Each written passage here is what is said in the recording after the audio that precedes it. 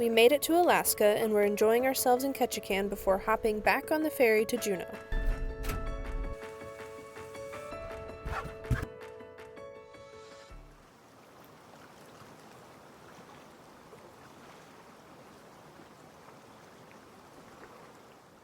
We found the perfect spot in Ketchikan to avoid the cruise crowds in town and soak up the natural beauty of the area.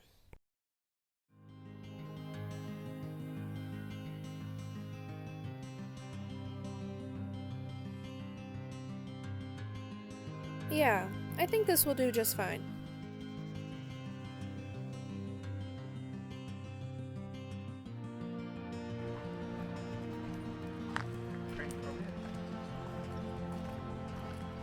Thanks, honey.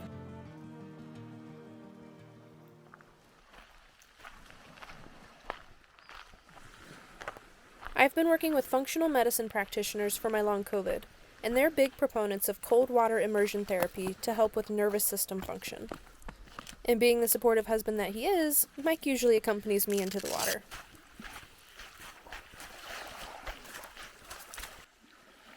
"60 degrees isn't super cold, but it's cold enough, and it's a good place to start."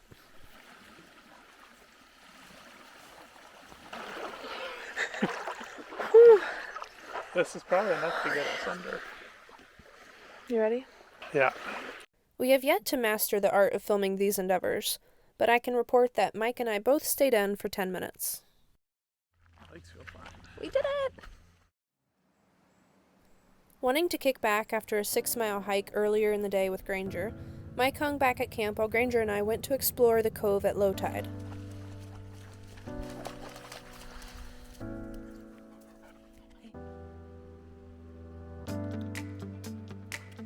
She sure makes those steps look easy. Alright, here we go. My heart rate at 130 beats per minute is due to a condition called dysautonomia, which is something many folks with long COVID have to deal with. It basically means your autonomic nervous system, which controls things like your breathing, heartbeat, and digestion, is dysfunctional in some ways. It used to be so bad that simply standing up, or even just sitting at times, would cause my heart rate to spike to 140 or higher. These days, my spikes are often less dramatic, but it still greatly affects my physical ability and can cause severe fatigue, among other symptoms.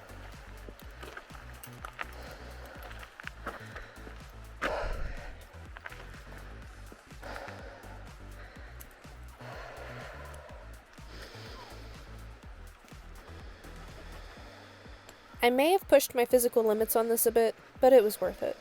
I love exploring with Granger and seeing how happy it makes her.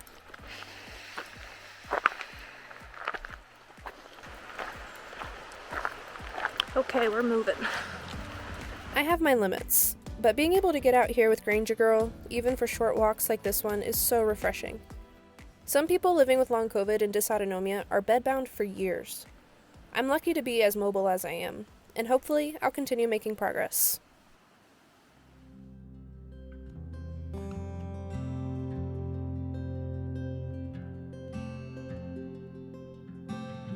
Started slow, like a tree grows out in the open. These things don't grow overnights long and get old in the morning. Nothing more can make it speak.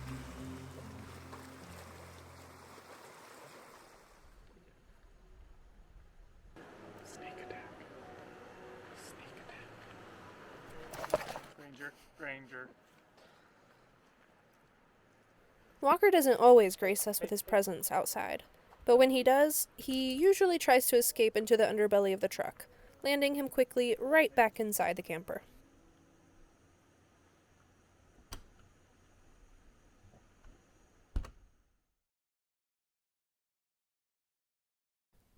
Our first Alaskan destination was perfect in every way, and has made quite the impression on us.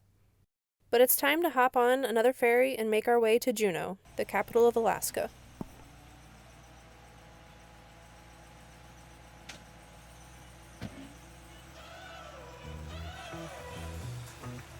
We're driving cars on a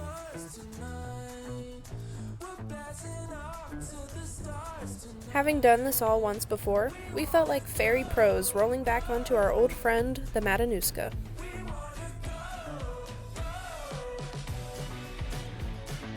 This leg from Ketchikan to Juneau is 18 hours long. We decided to pay extra for a cabin so we could get some better sleep overnight.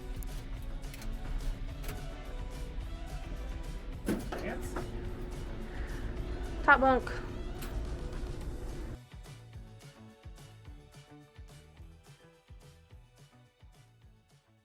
Someone didn't put the toilet seat down.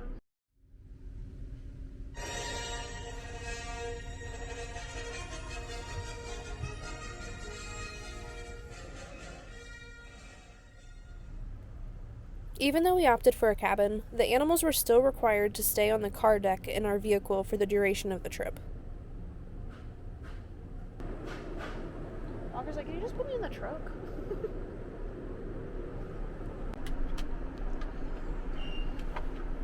Leave it. No, leave it. Okay. We only got to check on them twice over the 18 hours, and on one of those checks, Mike was able to take Granger off the ferry for a bathroom break outside. With no apparent signs of distress, we think they've officially earned their stripes as pros on the Alaska Marine Highway. This leg of the ferry is the one that we were most concerned about, with the animals being cooped up by themselves for such a long time. But everything seemed to work out okay. We're so impressed with Granger and Walker. Being able to leave them in the camper alone like this, and them handling it well, gives us flexibility that makes life on the road so much easier.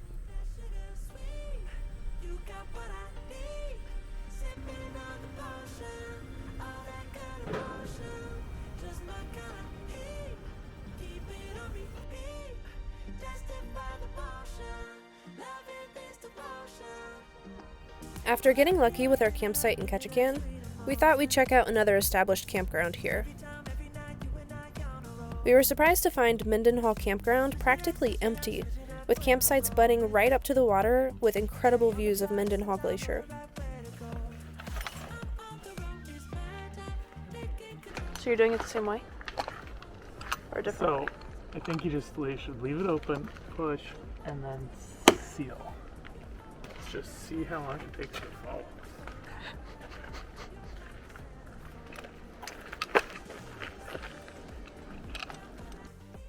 With plenty of rain in the forecast, we set up our moonshade awning for the first time. And we ran into a few hiccups. You get it? The suction cups didn't seem to want to cooperate. Who knows though, it could be user error.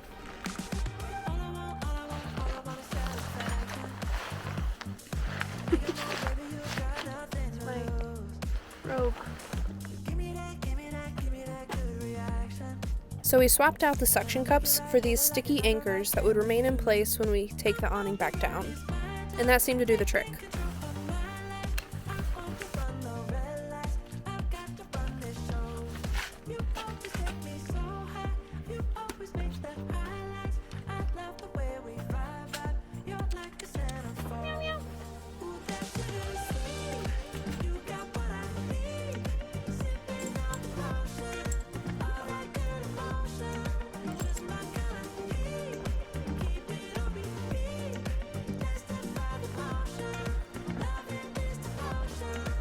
This is insane.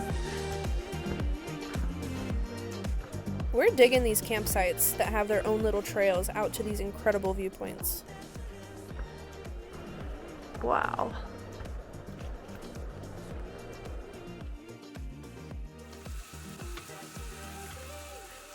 Gnocchi and Italian meatballs with a creamy Alfredo sauce made for a heavy but quite delicious dinner.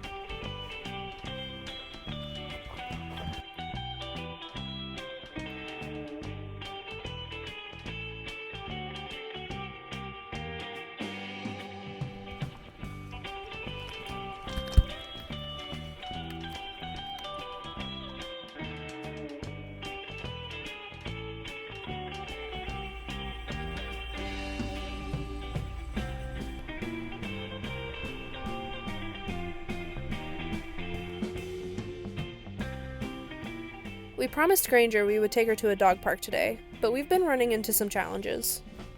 Where are we trying to go, huh? Are we trying to go to the dog park? But the roads are closed, and then we try to find a new place, and there's a fence here. Are you frustrated? Just gonna lay down? Finally, we managed to find an off-leash area for Granger to get some exercise. And now, for our final night in Juneau, we left the campground and are driving north to find a campsite.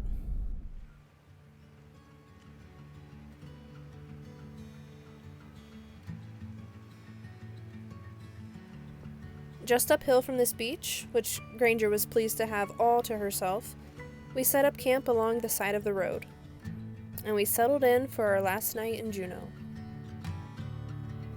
One more note, one more breath, one more go is all I get this time around. One more night to sing a song, see the light dance along an empty floor I've come to know quite well.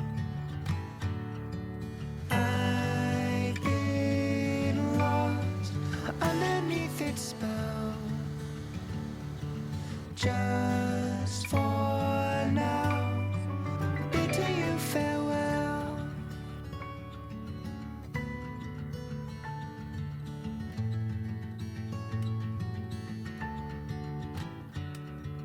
Dig my heels in, do my best, try to forget all the rest, remember my good intentions.